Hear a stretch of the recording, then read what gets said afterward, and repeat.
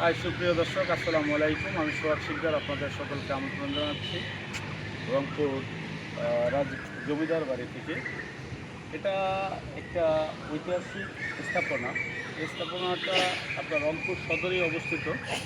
তো আমরা আজকে আপনাদেরকে দেখানোর চেষ্টা করব এবং এটার যে অতীত ইতিহাস, এই ইতিহাস সম্বন্ধে আমরা যতটুকু জানতে পারবো, আমরা আশা করি এই ভিডিওর মাধ্যমে আমরা আপনাদেরকে জানানোর চেষ্টা করব। তো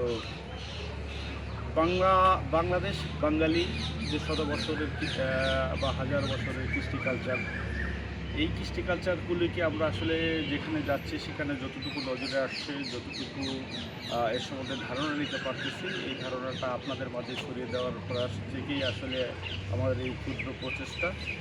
যথারীতি আজকেও আমার সাথে ক্যামেরায় রয়েছেন জনাব আশরাফুল ইসলাম। ওনার জন্য সবাই দোয়া করবেন, আর আমরা চেষ্টা করবো আপনাদেরকে মোটামুটি এই জমিদার বাড়ি, এটা কি জমিদার বাড়ি না রাজবাড়ি? এটা জমিদার বাড়ি। জমিদার বাড়ি। এই জমিদার বাড়ি, এখানে এক সময় জমিদাররা ছিলেন।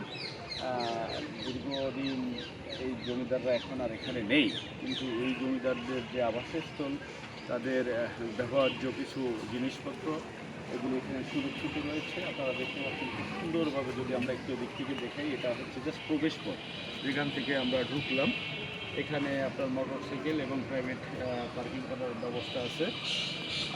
আর এই প্রবেশ পথ দিয়ে আমরা অনুপ্রবেশ করবো এবং প্রবেশ করার পরে এই এদিক দিয়ে আপনি মোটামুটি জমিদার বাড়ির সামনে এবং এই যে আমরা যেটা দেখতে পাচ্ছি, এটা হচ্ছে মূলত আসলে ভবন। সেই ভবনটা আমরা বিকেল আস্তে আস্তে যাবো, দেখাবো। এটা একটু কন্টিনিউ করেন আপনি।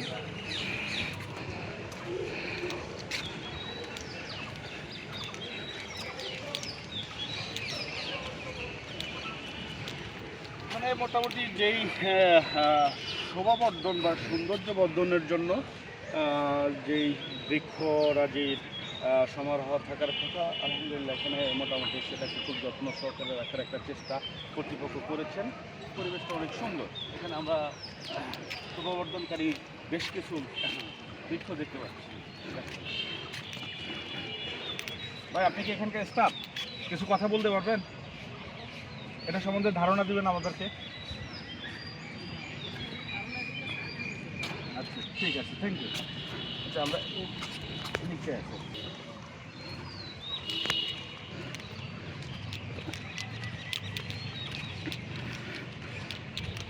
আচ্ছা, এই জায়গাটা একটা দেখার বা বলার মতো বিষয় আছে। সেটা হচ্ছে এটাকে শোভাবর্ধনকারী গাছ, এই গাছটাকে কাটিংয়ের মাধ্যমে বিভিন্ন জিনিসের শেপ দেওয়া হয়েছে। এটাকে আসলে আমরা কী বলতে পারি? আমি যেটা দেখলাম, যে আমার কাছে মনে হলো ওখানে একটা পালকি শেপে আছে না। আর এটা আসলে ওইভাবে এখন খুব একটা ভালো বুঝতে পারতেছি না। যদি আপনারা কেউ বুঝে থাকেন তাহলে কিসের মতো মনে হচ্ছে এটাকে? এটা একটা শোপিস বলা চলে, শোপিসের মতোই জিনিসটা। এখানে আমরা একটা দেখতে পাচ্ছি যে সমর্থনকারী গাছটাকে কেটে লাভ আকৃতি শেপ দেওয়া হয়েছে। এখানে এসে আপনারা চাইলে আপনাদের কী বলে ছবি তোলার যে আনন্দ বা প্রকাশ সেটা দেখাতে পারেন। আবার এই পাশটায় যদি আমরা দেখি, তাহলে এখানে একটা পালকি আকৃতি গাছ দিয়েই করা হয়েছে। জিনিসটা একটু যদি আশরাফুল দেখানোর চেষ্টা করতে, সেটা হচ্ছে যে গাছটা কেমনভাবে এমন শেপে কেটেছে, মনে হয় যেন একটা পালকি আর কি। এটা অনেকটা পালকির প্রবেশ মুখ বা প্রবেশদ্বারের মতো, যেখানে গ্রাম অঞ্চলে বা জমিদাররা যখন ছিলেন ওই সময়ে বিয়েতে আপনারা জানেন যে পালকির ব্যবহার যথাযথ মানে ব্যাপক সমাদৃত ছিল। তো এই পালকিটা আমাদের বাংলা কৃষ্টি কালচারের একটা অংশ হিসেবে এখানে পালকির একটা আকৃতি দেওয়া আছে।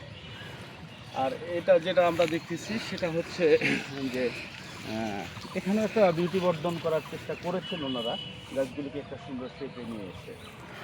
এই জায়গাটা আমরা যদি দেখি যে সচরাচর আমরা বড় পরিবার বা এখন আধুনিক সমাজে আমরা আমাদের ডাইনিং বা বিভিন্ন চা খাওয়ার জন্য যেই জায়গাটার ব্যবস্থা আমরা করি, সেখানে গাছ কেটে এমন একটা সুন্দর ব্যবস্থা করা হয়েছে। মনে হচ্ছে যেন এটা একটা টি টেবিল, আর হচ্ছে এখানে চারজন বসে মোটামুটি গসিপ করা যায় বা এই চাটাকে এনজয় করা যায়, এমন একটা পরিবেশ ফুটিয়ে তোলার চেষ্টা করেছেন। নিঃসন্দেহে অসাধারণ ছিল। এখানে হয়তো আরেকটু কাটিং করলে জিনিসটা আরেকটু ভালো শেপ আসতো আর কি।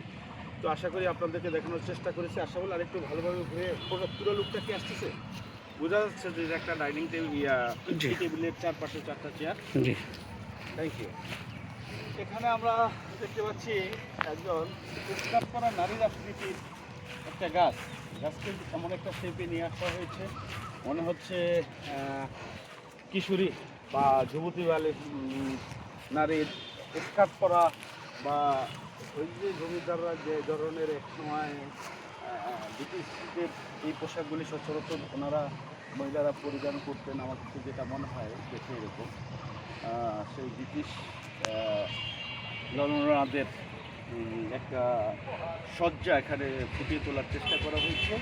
এটাও কিন্তু একটা বৃক্ষ বা গাছ, তো এটাকে এত সুন্দরভাবে সেটে নিয়ে আসা হয়েছে যে স্কার্ট করা একটা আমরা কী বলে রমণীর একটা আকৃতি এখানে দেখতে পাচ্ছি।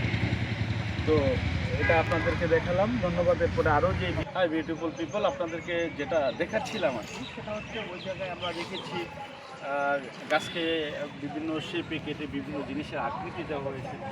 এরকম একটা পানির ফোয়ারা, অনেক জায়গায় আপনারা দেখবেন যে এই ধরনের টাইপের থাকে আর কি, যে পানির ফোয়ারা টাইপের একটা শেপ এখানে নিয়ে আসা হয়েছে।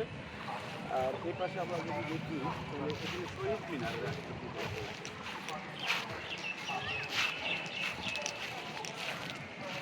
এটাকে যদি আপনি একটু ভালোভাবে দেখান যে সুন্দরভাবে গাছ কেটে এটাকে একটা শহীদ মিনার, আমাদের যে ভাষা শহীদের সম্মানার্থে আমরা যে সিম্বল ব্যবহার করে থাকি, বা দক্ষিণ এশিয়ার যে বেদিতে আমরা 21শে ফেব্রুয়ারি প্রভাত বেলায় আমরা কী করি, শ্রদ্ধা পোষণ করি, সেই শ্রদ্ধা পোষণের যে বেদি সেরকম একটা আকৃতি দেখা হয়েছে শহীদ মিনারের মতো। ধন্যবাদ। আমরা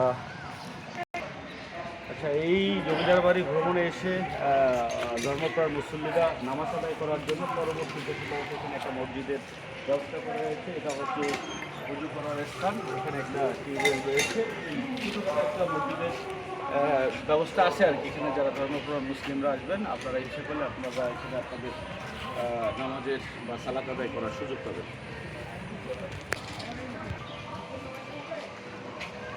টোটাল ব্যাপারটা যদি একটু আস্তে আস্তে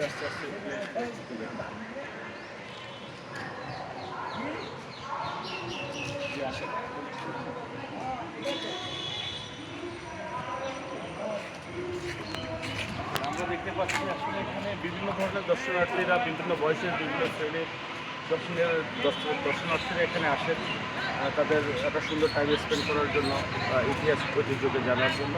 তাদের ধারাবাহিকতা আসবো আমরা ভেতরে গেলে হবে। হ্যাঁ, পানি খাবো। এখানে আমরা দেখতে পাচ্ছি কিশোরী বা যুবক যুবতী, বিভিন্ন বয়সের বৃদ্ধ, আবার বৃদ্ধ বনিতা, সকলকে লোকজন এই বাংলার কৃষ্টি কালচারকে দেখার জন্য আসে। এটা সম্ভবত একটা অনেক পুরাতন, এটা আমরা জানি না এই জমিদাররা যখন এখানে ছিলেন তারা কি আসলে এই আম গাছ কতক্ষণ ছিল কিনা, এবং তারা এই আম থেকে, এই গাছ থেকে আম খেয়েছেন কিনা, আমরা অবশ্য আপনাদেরকে এই তথ্য দিতে পারবো।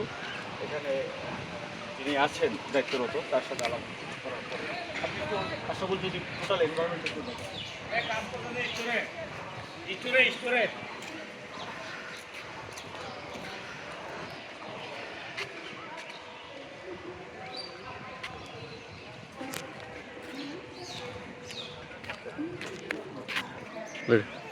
যে দর্শক, এখন আমরা মোটামুটি বলা চলে জমিদার বাড়ির যে মূল বাড়িটা যেটা ছিল, সেই জমিদার বাড়ির একেবারেই নিকটবর্তী স্থানে চলে আসছে, সিঁড়ির ঠিক কাছাকাছি। এখন আমরা আস্তে আস্তে অনুপ্রবেশ করব এবং আপনাদেরকে দেখানোর চেষ্টা করব এখানকার প্রাকৃতিক সৌন্দর্য এবং এই জমিদার বাড়ির বিভিন্ন ধরনের ঐতিহাসিক নিদর্শন।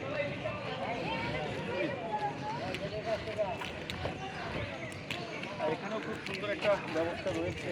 এখানে আমরা আমাদের একটা ন্যাশনাল ফ্ল্যাগ দেখতে পাচ্ছি, যেটা ঐতিহাসিক একটা ন্যাশনাল ফ্ল্যাগটা তোলা হয়। এটা এখানে একটা পানির ফোয়ারার মতো ব্যবস্থা ছিল। কিছু জিনিস হয়তো এখন আবার মেরামতের কাজ চলতেছে, আমরা যদি একটু দেখি। আমরা এখন অনুপ্রবেশ করতেছি এই জায়গাটা থেকে শুরু আছে। আস্তে আস্তে একটু সাবধানে আসবে।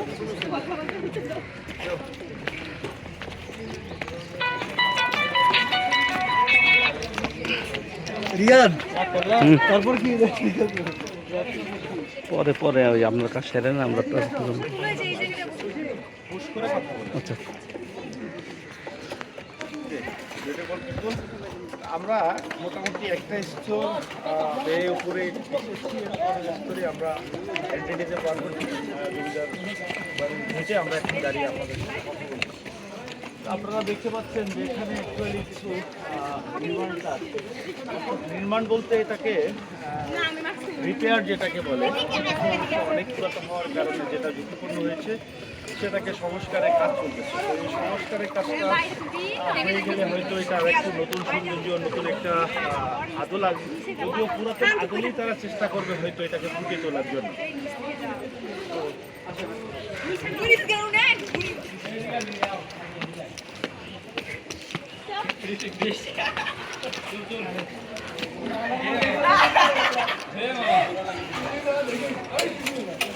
আমরা যে জিনিসটা দেখাবো এখন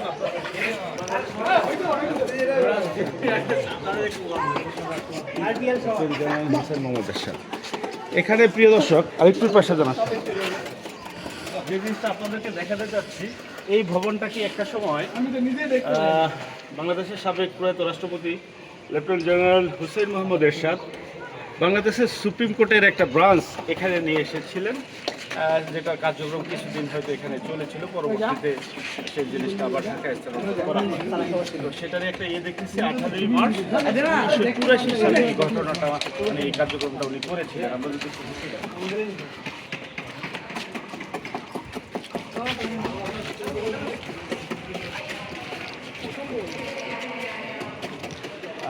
এই যে জমিদার বাড়ির বা রাজবাড়ির প্রবেশ মুখেই আমরা যেটা দেখতেছিলাম সম্ভবত দুটা কামানের যেটা অংশটা যতটুকু আমি গেস করতে পারতেছি এটা হলো শতবর্ষের বা তার পুরনো কোনো সময়ের একটা সংগ্রহ।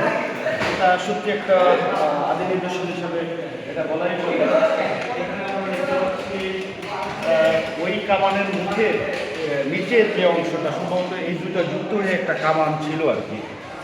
আপনাদের যদি দেখেন এখানে কি লেখা আছে, এটা হচ্ছে বিপিআই ব্রিটিশ প্রাইভেট কোম্পানি বা এরকম কিছু একটা এখানে আছে স্যার।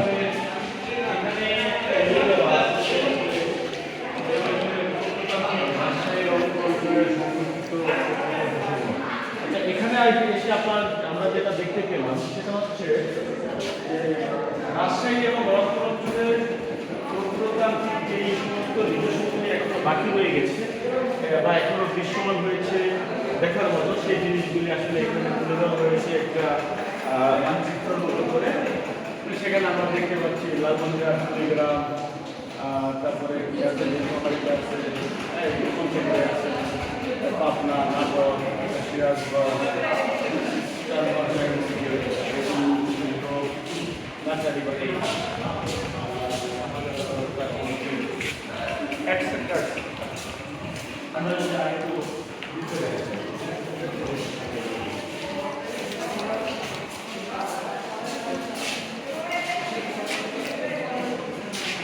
আচ্ছা, এখানে একটা জিনিস আপনারা যেটা লক্ষ্য করবেন সেটা হচ্ছে এই দর্শনীয় স্থানগুলি দেখতে এসে আমরা অনেকেই আমাদের কিছু আনাড়িপনা বা ভুল করে থাকি। সেই আনাড়িপনা বা ভুলগুলি সেটা হচ্ছে আমরা এই দেয়ালের গায়ে খোদাই করে আমাদের নাম, প্রিয়জনের নাম বা ভালোবাসার মানুষের নাম আমরা এখানে লিখে দিতে চাই। অ্যাকচুয়ালি এইভাবে ভালোবাসা প্রকাশ না করে ভালোবাসাটা মন থেকেই হওয়াই উচিত। আর যেহেতু এটা একটা গণতান্ত্রিক এবং ঐতিহাসিক স্থাপনা, এই স্থাপনাকে কোনোভাবে আপনার আমার দ্বারা ক্ষতিগ্রস্ত হওয়াটা এটা আসলে আমি মনে করি অস্বাভাবিক এবং অসৌজন্যমূলক এবং এটা শাস্তিযোগ্য অপরাধ, কিন্তু দণ্ডনীয় অপরাধ এখানে লেখা আছে। সুপ্রিয় ভিউয়ার্স, আপনারা যেটা দেখবেন সুভেনির শপ, মানে এই জায়গাটায় আমাদের রয়েছে একটা সংগ্রহশালা। এখানে এই ইয়ের একটা আপনার কী বলে বিভিন্ন বই সংগ্রহ করা আছে। আপনারা চাইলে এখান থেকে বই সংগ্রহ করতে পারবেন। এটা আমাদের এই মন্ত্রণালয়ের রিলেটেড বই নাকি? অধিদপ্তরে না, প্রত্নতাত্ত্বিক অধিদপ্তরের যে সংগ্রহশালা, সেই সংগ্রহশালা আপনারা এখানে এসে বিভিন্ন ধরনের বই পাবেন। আর চারদিকে আমরা একটু দেখাই ওই সময় যে বইটাতে যে ছিল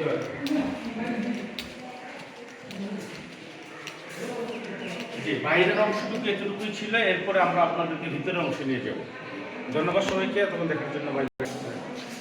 সুপ্রিয় দর্শক, এখন আমরা এখানে আসলে যে জায়গাটায় প্রবেশ করেছি সেটা হচ্ছে এই জমিদার বাড়ির যে প্রত্নতাত্ত্বিক যে নিদর্শনগুলি এখানে সংরক্ষিত আছে, এটা সেই সংরক্ষিত জাদুঘরে আমরা এখন রয়েছি। যদি আসামে একটু আসতেন তাহলে আমরা তো সবাইকে দেখাতে পারতাম যে আপনারা এখানে কেন আসবেন, আসলে আপনারা কি দেখতে পাবেন। এখানে আমরা দেখতে পাচ্ছি বিভিন্ন মিত্ররত্ন গণেশ। আচ্ছা, এখানে সনাতন ধর্মের যে গণেশ নামের একটা দেবতা বা রয়েছেন, সেটার নিত্যরত অবস্থায় একটা মূর্তি রয়েছে। এটা কষ্টি পাথর কিনা আমি জানি না, তবে কালো একটা পাথরের উপর এটা নিঃসন্দেহ। এখানে কারোর সাথে কথা বলা যাবে ভাই, ইনফরমেশন নেওয়ার জন্য? তথ্য দিতে পারবেন কেউ? আচ্ছা, যাই হোক, এখানে আমরা দেখতে পাচ্ছি পাথরের তৈরি একটা গরুর বা ষাঁড়ের আকৃতি। এখানে রয়েছে একটা মূর্তি, যদি এই মূর্তিটা সম্ভবত শত বছর বা 1000 বছর আগের, কিছু অংশ ভেঙে গিয়েছে, প্রাকৃতিক সংরক্ষিত অবস্থায় আছে। এইভাবে বিভিন্ন জিনিস দেখতে পাচ্ছি। এখানে হচ্ছে এই জায়গাটা আমরা যদি দেখি তাহলে বিভিন্ন জমিদার বা রাজাদের হয়তো বিভিন্ন জায়গায় পাঠানো চিরকুট বা চিঠি। আর একটু দূর থেকে ড্যামেজ সাপোর্ট সংরক্ষিত রয়েছে।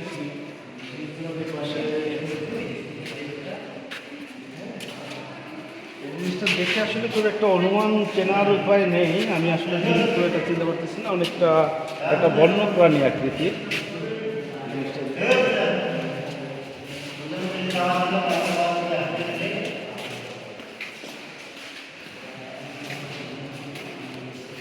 এইখানে যে জমিদার ছিলেন ওনার নাম কি জানা আছে?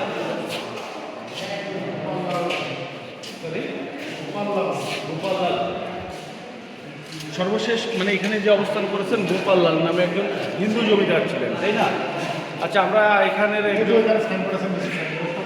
আচ্ছা বুঝতে পারছি, গোপাললাল নামের একজন জমিদার এখানে সর্বশেষ যিনি জমিদার একটু দেখেছেন, তো ওনার সংগ্রহশালার কারণে আসলে আমরা দেখতে পাচ্ছি আর কি।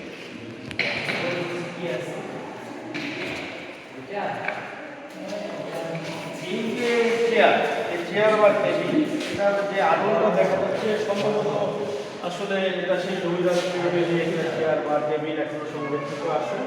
এটা কাঠের তৈরি, হ্যাঁ কাঠের তৈরি, কাঠের টেবিল। আচ্ছা, এটা একটা ঝাড়বাতি ছিল, এর মানে ক্ষয়ে বা ক্ষয় হয়ে যাওয়া অর্থ চলে যাওয়ার পরে যতটুকু রয়েছে সেটুকু আপনাদেরকে দেখাতে পারবো না।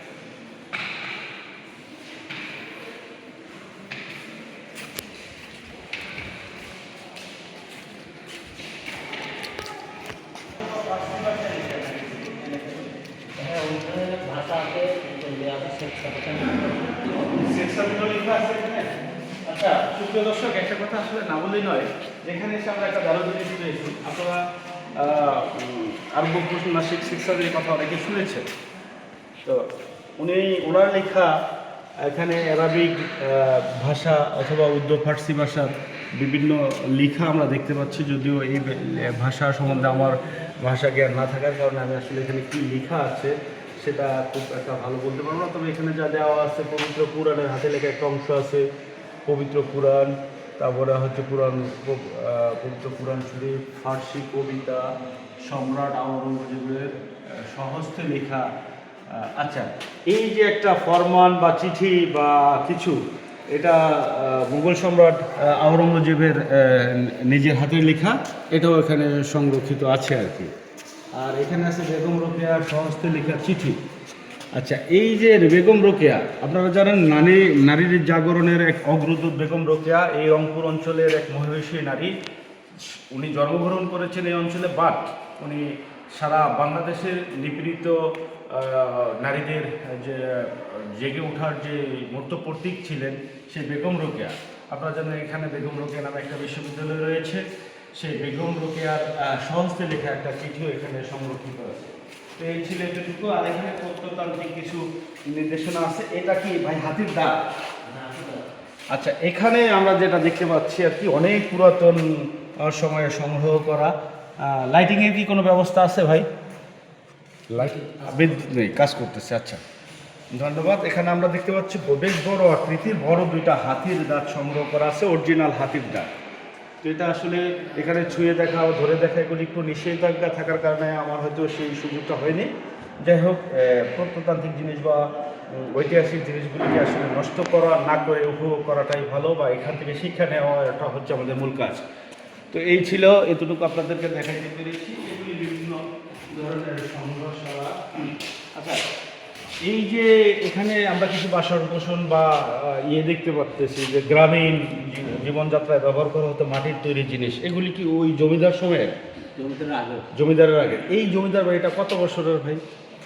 আনুমানিক 150 বছর। তাহলে আনুমানিক 150 বছর আগের একটা জমিদার বাড়িতে এসে আপনাদের সাথে এইটুকু শেয়ার করতে পেরে সত্যি আমার খুব ভালো লাগছে। তো এই ছিল মোটামুটি এখানকার ভিতরকার যে সিনারিও, সেই অবস্থা। আস্তে আস্তে আস্তে করে আমরা যদি একটু এই জায়গাটা দিয়ে এখানে আবার বেড়ে বেড়ে যাবো। আসলে ভাই জমিদারদের বাসস্থান ছিল কোথায়, বসবাস করতে সেগুলি আপনাদের জানেন। তো ধন্যবাদ। এই জায়গাটায় আসলে নিচে যাবো আমরা। নিচেও একটা আছে। তো আমরা এখন নিচের একদম গ্রাউন্ড ফ্লোরে যাবো, সেখানে যে আপনাদের সাথে আবার